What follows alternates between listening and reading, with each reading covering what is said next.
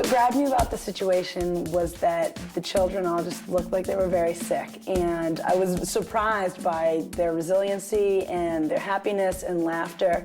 But what it came down to is that most of the children weren't very healthy. I found the conditions for the children who were living there to be very harsh. There was one light bulb that sometimes worked, and the plumbing, there wasn't really any running water. There was not a lot of food for the children to eat, and so sometimes they'd eat maybe one meal a day or a little bit of porridge in the morning and beans or rice later in the day. But a lot of the kids have lost their vision because of malnourishment, and so it continued to deteriorate. I became interested in Tanzania through researching the volunteer program Cross-Cultural Solutions. I knew in general that I wanted to do some international volunteerism, and I've always had a general interest in Africa because it's a very prominent place where you're going to find a lot of poverty, and I knew that that's the work that I wanted to be doing. I worked in Moshi, which is at the foot of Kilimanjaro, and I worked in a school for blind and visually impaired children. It's called Mwereni. Mwereni School, Mwereni School.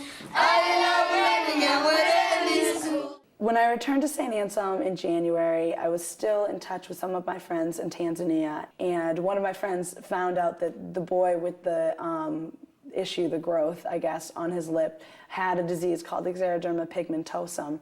And so what I did was I researched the disease because I had no idea what it was, and I found out that it is a rare genetic disorder where people cannot repair any sun damage, and they're very likely to and very susceptible to skin cancer. I decided, hey, I'll bring Allie to America, because if he can come over and perhaps see some of the doctors, then that would be an amazing experience for him. I contacted the Meelia Center for Community Service here at Saint Anselm College and asked them if they would help me in fundraising efforts to bring Allie to the United States. By the end of the summer, when the whole project was over, about $10,000 were raised. With the money raised with the Meelia Center, we brought Allie and Emmanuel to the United States. And then we went down to the National Institute of Health. We met with all kinds of different doctors to get an overview of their health and provide recommendations. While we were at the NIH, the doctors continued to tell me that although this is great for Allie and his immediate health, what's going to keep him alive, as well as other kids with sun sensitivity at Mwereni, is that they need a place to be living and staying inside away from the sun. An amazing opportunity came up, and we became affiliated with a man named Dan Meehan, who is a philanthropist who does work all over the world, and he wanted to do something in Tanzania for somebody with XP.